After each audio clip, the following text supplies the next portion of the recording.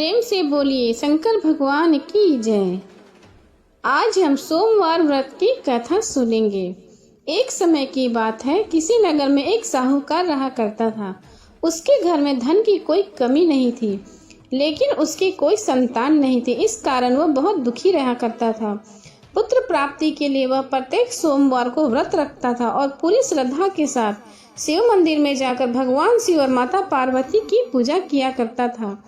उसकी भक्ति देखकर एक दिन माँ पार्वती प्रसन्न हो गई और भगवान शिव से उस साहूकार की मनोकामना पूर्ण करने का आग्रह करने लगी।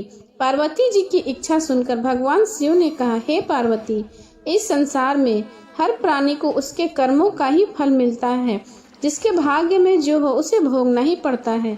लेकिन पार्वती जी ने साहूकार की भक्ति का मान रखने के लिए उसकी मनोकामना पूर्ण करने की इच्छा जताई। माता पार्वती के आग्रह पर शिव जी ने साहूकार को पुत्र प्राप्ति का वरदान तो दिया, लेकिन साथ ही यह भी कहा कि उसके बालक की आयु केवल 12 वर्ष होगी। माँ पार्वती और भगवान शिव की बातचीत को साहूकार सुन रहा था। उसे न तो इस बात की खुशी थी और न ही दुख। वह पहले की भांति शिव जी की पूजा करता रहा। कुछ समय के बाद साहूकार के घर एक पुत्र का जन्म हुआ। जब वह बालक 11 वर्ष का हुआ तो उसे पढ़ने के लिए काशी भेज दिया गया। साहूकार ने पुत्र के मामा को बुलाकर उसे बहुत सारा धन दिया और कहा कि तुम इस बालक को काशी विद्या प्राप्ति के लिए ले जाओ और मार्ग में यज्ञ कराना। जहाँ भी यज्ञ कराओ वहाँ ब्राह्मणों को भोजन कराना और दक्षिणा देते हुए जाना।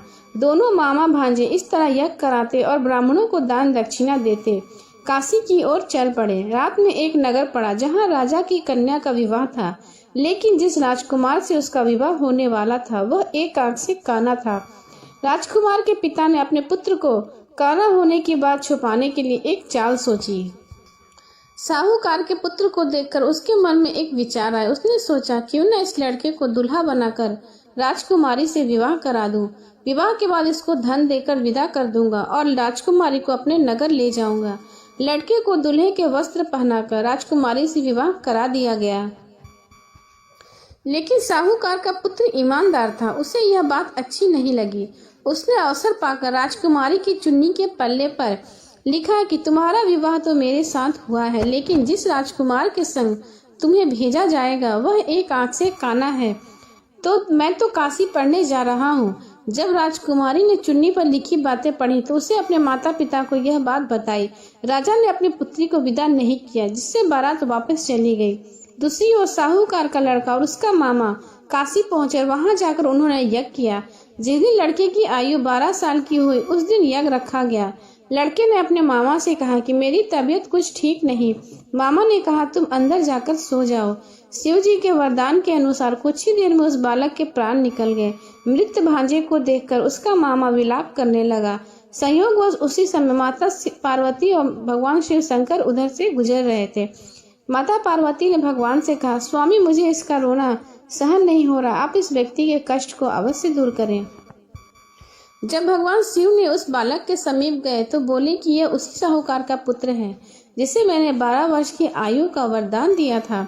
अब इसकी आयु पूरी हो चुकी है। लेकिन मर्त भाव से विभोर माता पार्वती ने कहा, हे महादेव, आप इस बालक की आयु को बढ़ा दें और इसे जीवित करें, अन्यथा इसके वियोग में इसके माता पिता भी तड़प तड़प कर मर जाएंगे। माता पार्वती के आग्रह पर भगवान शिव ने उस लड़के को जीवित होने का वरदान दे दिया। शिव जी की कृपा से वह लड़का जीवित हो गया। शिक्षा समाप्त करके लड़का मामा के साथ अपने नगर को चल दिया। दोनों चलते हुए उसी नगर में पहुंचे जहां उसका विवाह हुआ था। उस नगर में भी उन्हें यज्ञ का आयोजन किया। उस लड़के के ससुर ने उसे पहचान लिया और महल में ले जाकर उसकी खातिरदारी की और अपनी पुत्री को उसके साथ विदा किया। इधर साहूकार और उसकी पत्नी भूखे प्यासे रहकर बेटे की प्रतीक्षा कर रहे थे। उन्होंने प्रण कर रखा था यदि उनके बेटे की मृत्यु का समाचार मिला तो वह प्राण त्याग देंगे, परंतु अपने बेटे के जीवित होने का समाचार पाकर वह बेहद प्रसन्न हुए। उसी रात भगवान शिव ने व्यापारी के स्वप्न में आकर कहा, हे सृष्टि, मैंने तेरे सोमवार के व्रत करने और व्रत कथा सुनने से प्रसन्न होकर तेरे पुत्र को लंबी आयु प्रदान की है। इस प्रकार जो कोई सोमवार का व्रत करता है या कथा सुनता है और पढ़ता है उसके सभी दुख मैं दूर करता हूँ और उसकी मनोकामनाएं मैं पूर्ण करता हूँ। उनके जीवन में कभी कोई कष्ट नहीं आता और उन पर मेरी कृपा सदैव बनी रहती है। इतना कहकर भगवान शिव वहां से अंतर ध्यान हो गए और व्यापारी अपने पुत्र को पाकर बहुत प्रसन्न हुआ और वो सुखी सुखी रहने लगे। प्रेम से बोले शंकर भगवान की जय, माता पार्वती की जय। अब सुने सोमवार के दिन सुनी जाने वाली अन्य कथा। एक बार एक गांव में एक शिकारी रहा करता था। पशुओं की हत्या करके वह अपने कुटुंब को पालता था।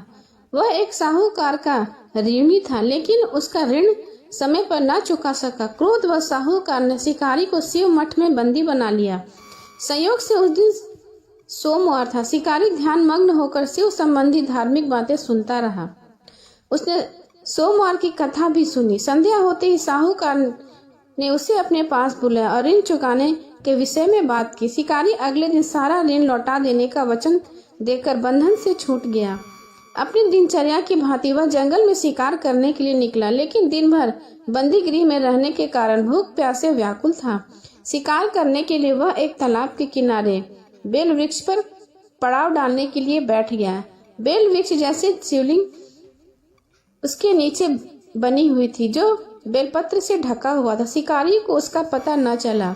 पड़ाव बनाते समय उससे जो टहनियां तोड़ी वे संयोग से शिवलिंग पर गिरी। इस प्रकार दिन भर भूख प्यास शिकारी का व्रत हो गया और शिवलिंग पर बेलपत्र भी चढ़ गए।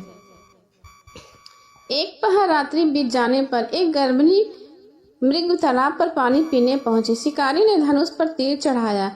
ज्यों उसने हिरण को मारने के लिए आगे बढ़ा, वह हिरण बोली, मैं गर्भिणी हूँ, शीघ्र ही प्रसव करूंगी। तुम एक साथ दो जीवों की हत्या करोगे, जो ठीक नहीं। मैं अपने बच्चे को जन्म देकर शीघ्र ही तुम्हारे समस्त प्रस्तुत हो जाऊंगी, तब तुम मुझे मार लेना।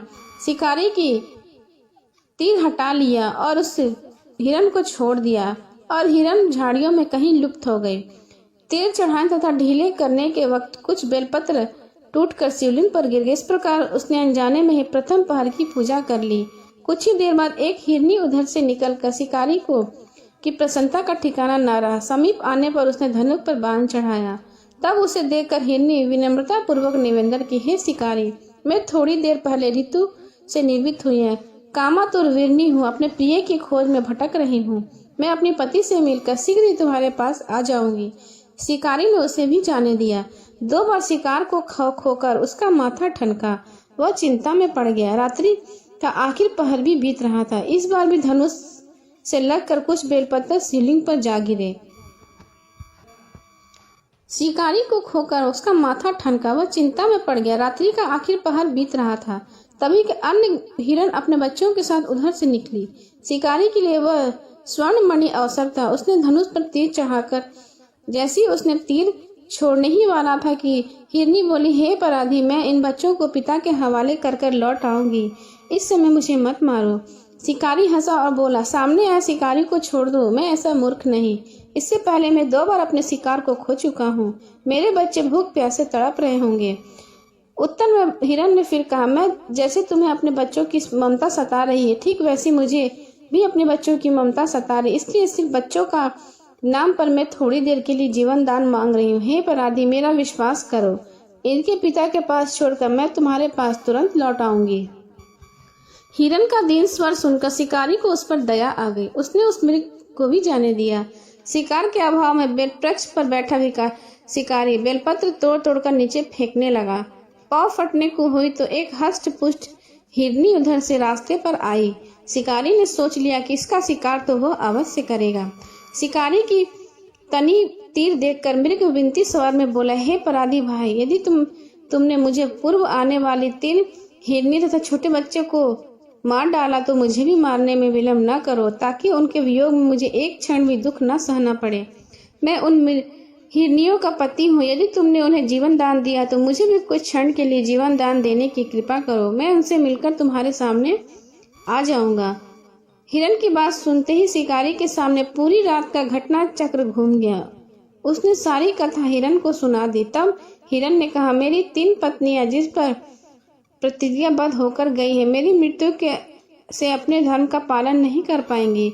अंत जैसे तुमने उन्हें विश्वास पात्र मानकर छोड़ा है, वैसे ही मुझे भी जाने दो, मैं उन सबके साथ तुम्हारे सामने शीघ्र ही उपस्थित हो जाऊंगा। उपवास, रात्रि जागरण तथा शिवलिंग पर बेलपत्र चढ़ाने से शिकारी का हिंसक हृदय निर्मल हो गया। उसमें भावना शक्ति का वास हो गया। धनुष तथा बाण उसके हाथ से सहज ही छूट गए। भगवान शिव की अनुकंपा से उसका हिंसक हृदय करुणा के भाव से भर गया। वह अपने अतीत के कर्मों को याद करके पश्चाताप करने लगा। थोड़ी ही देर में हिरण का सब परिवार शिकारी के समक्ष उपस्थित हो गया ताकि वह उनका शिकार कर सके, किंतु जंगली पशुओं की ऐसी सत्यता, सात्विकता और सामूहिक प्रेम भावना देखकर शिकारी को बड़ी ग्लानि हुई। उसके नेत्रों से आंसुओं की झड़ी लग गई। उस मृग परिवार को न मारकर शिकारी ने अपने कठोर हृदय को जीव हिंसा से हटा दिया और कोमल हृदय दयालु बन गया। देवलोक में समस्त देवता इस घटना को देख रहे थे। घटना की परिणति होते ही देवी देवताओं ने उन पर पुष्प की वर्षा की। तब शिकारी तथा मृग परिवार को मोक्ष की प्राप्ति हो गई और शिकारी को भी अंत में शिवलोक की प्राप्ति हुई। प्रेम से बोले शंकर भगवान की जय।